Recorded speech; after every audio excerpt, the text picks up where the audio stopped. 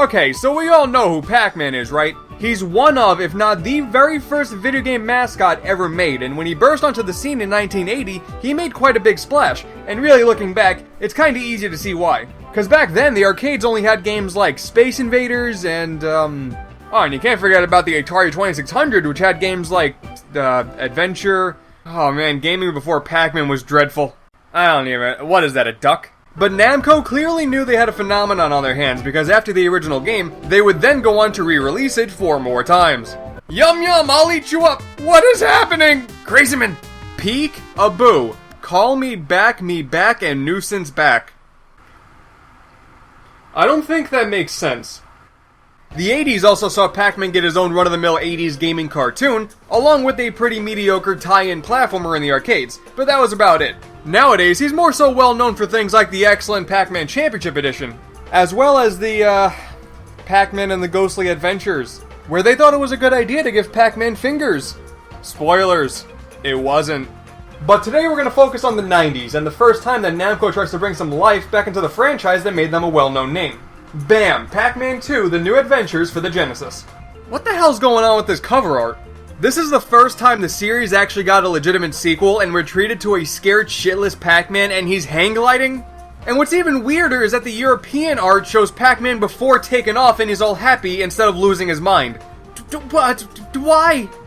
You know, I actually had this game as a kid, but I don't really remember a whole lot about it, so I'm actually looking forward to this. Alright, let's pop this into the Genesis here. There we go. Gonna go ahead and not use that because I can't for the life of me find the power cables to either of these two Genesises, or Genocide, whatever you call them. Instead, we're gonna use a Wii emulator because that's the only option I got. Deal with it. Alright, The New Adventures. Let's see what's so new about it. The game begins with Miss Pac-Man telling you that they're out of milk and asks you to get some more for their baby. It's gonna be one of those days, isn't it? Okay, fine, I'll go get you your stinking milk.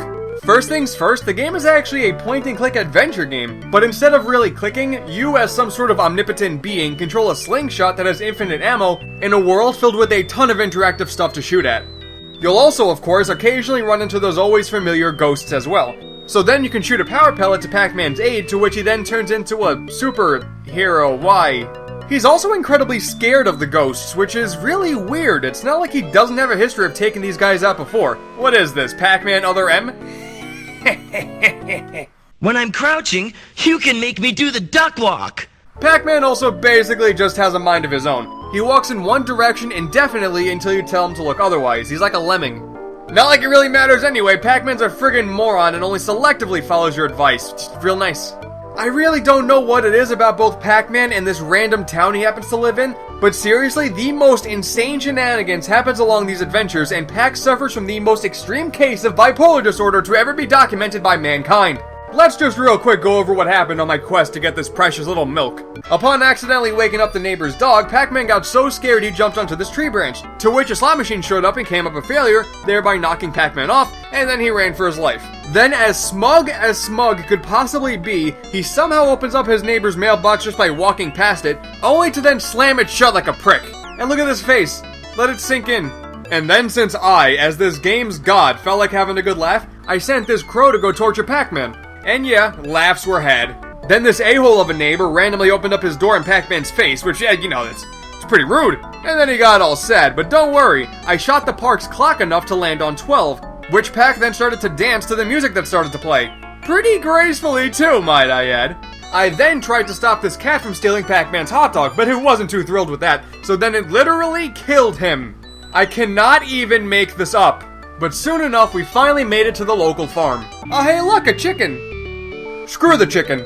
And then Pac died again. But then we got our hands on this free bottle as peacefully as we possibly could, before using it to milk this cow, which apparently anybody walking by could do so if they damn well please.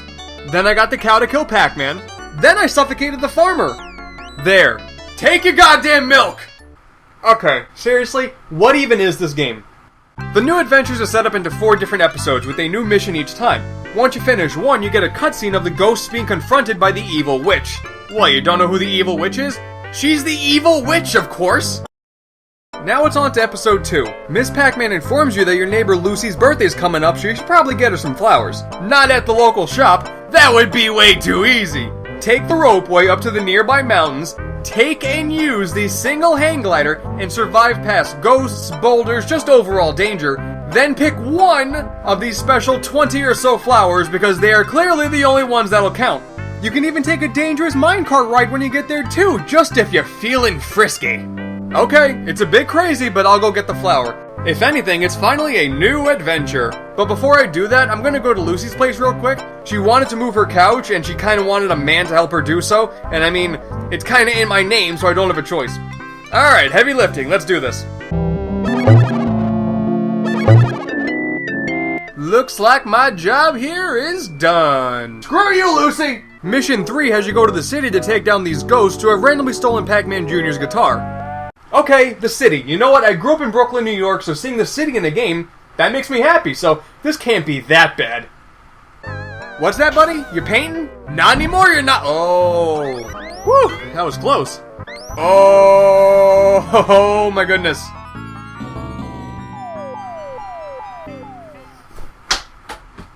What is that, you handing out balloons? Whoop! Thanks, punk. Look at the nerve of the shopping cart just sitting here randomly. Get the hell out of here. And what the hell is up with this walk? Alright, you take out the ghost, you get back your son's guitar, and he performs for the family because he's just a rock star like that.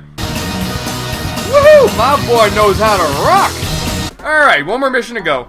It turns out that Evil Witch's main plan this whole time was to steal all of the children's already been chewed gum. I cannot make this up! Throughout all of the missions, you run across these ID cards. There are 3 in total. By traveling through the city's factory that conducts experiments you run across a door that takes in those cards. You put them in the right order, and then you fight the big old gum monster. It's a monster made out of gum. This is still Pac-Man we're talking about, right?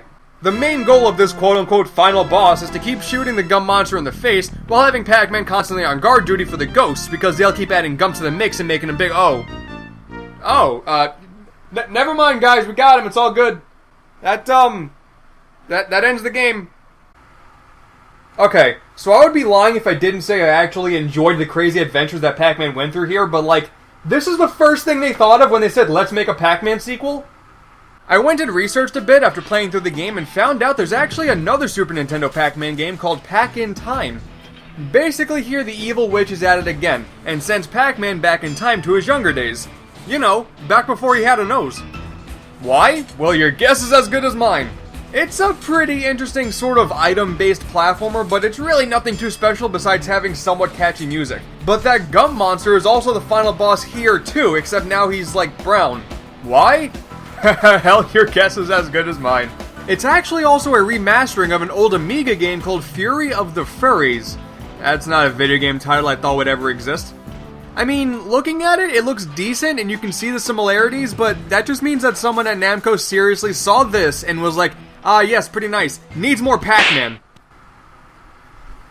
After Pac-Man 2, Namco would try revitalizing Pac-Man once again years later with the Pac-Man World Trilogy, and these are actually pretty good. And then as of late with the Pac-Man and the Ghostly Adventures cartoon. Oh man, I'm a meme! This would be funny if it wasn't so horrible. Okay, after New Adventures I really need to get some air, so you guys take care. A gum monster. Seriously, a gum monster. That's the best thing they can come up with. A monster made out of gum. Oh man, it's gonna get in my hair. Whatever am I gonna do? That's the dumbest thing I've ever seen in my life! Hey everyone, I want to thank you all for watching and I hope you enjoyed it. If you liked what you saw, be sure to click that subscribe button down there so you can see more of my wacky shenanigans whenever I upload a new video. There's 2 of them right there if you want a good place to start off from. I also have a Twitter if you want to see me ramble on about anything that crosses my mind, and you can also like me on Facebook so you can share my videos around to your friends and family. There's probably nothing wrong about showing your mom my videos, I'm sure she's a perfectly nice lady. Alright, I'm gonna shut up now. You have a nice day.